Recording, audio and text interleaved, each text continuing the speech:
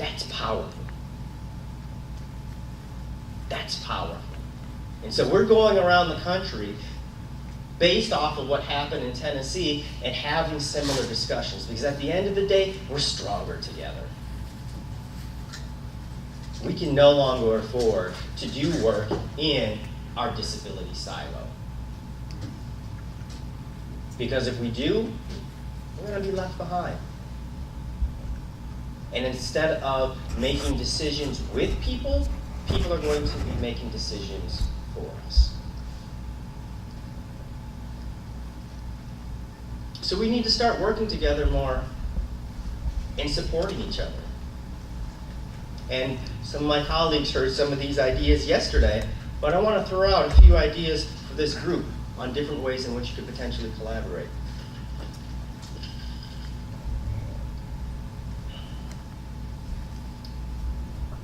Everybody that receives money from us has to plan, whether they like it or not. You have the state independent living councils that have a 3-year plan. You have the developmental disability councils which have a 5-year plan. You have the Assistive Technology Act program, which has a 5-year plan. The state units on aging have a 5-year plan.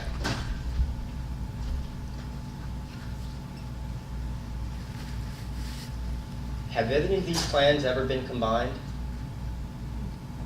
Have any of these entities ever sat down together and talked about how we're going to move an agenda forward together? I'll tell you what I would love to do. It'd take forever. It would be a little heavy-handed.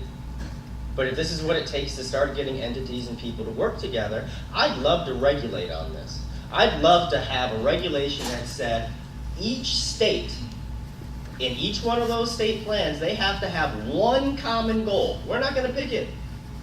You pick it, Arkansas, but every one of those entities, you're going to have one common goal. It could be housing, it could be transportation, it could be employment. Whatever the case is, you decide. But what could that do, knowing that all of these plans have to go to the federal government for approval, and there's one common element that lays out an agenda saying who is going to do what? What's the time frame? Who's going to be responsible for it? Who's going to put money behind it?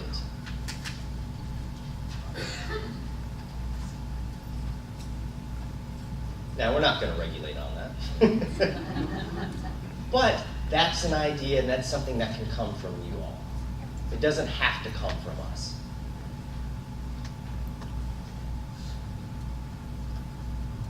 We talked yesterday about the 4 new programs that we have under our house. We have the Long-Term Care Ombudsman Program. We have the Centers for Independent Living. We have the Adult Protection Services, and we have the Protection and Advocacy programs.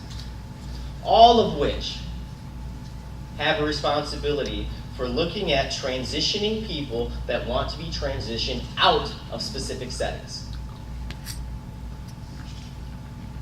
It's not coordinated at all. And we're trying to figure out how and if they should be coordinated. Knowing that we have long-term care ombudsmen all over the United States who are in every nursing home, who have relationships with residents, who see the great things that may be happening as well as some of the abuses that may be taking place. Not necessarily by staff, but it could be by family members as well. If we have people that are in need of protective services of some type, what is the legal responsibility of the long-term care ombudsman program to hand that off to another entity, whether it being a P&A or adult protective services? The same thing with the Centers for Independent Living, who are out there helping people who want to transition out and who may be running into problems. How can we build an efficient system so that we don't have multiple entities going out and conducting the same thing, doing the same thing, and we have handshakes and trade-offs? These are the sexiest issues in the world. Talking about state plans and efficiencies and agreements, but at the end of the day, we know that the Office of Management and Budget, which controls our budget, likes it, and the appropriators on Capitol Hill like ideas like this.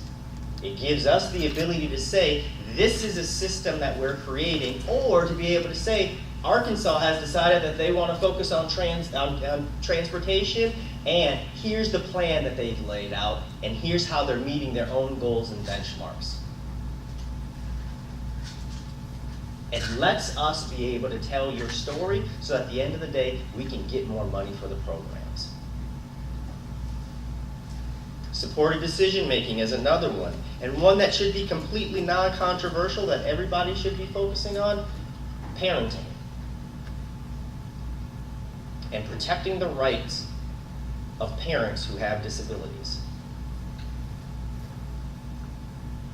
Where we've seen across this great land of ours, people with developmental disabilities, people who are deaf, people who are blind, people who are wheelchair users, having their kids taken away simply because they have a disability. Babies being ripped from mothers' arms in hospitals when they're a few days old. In Massachusetts and Oklahoma and other places, fortunately, these babies have been returned, but sometimes it's been 6 to 8 months or more, which is a lot of lost time. If that's not something that a community can rally behind and work with their state legislators on passing, and this is a state issue, protections for parents at the state level, we can't agree on anything.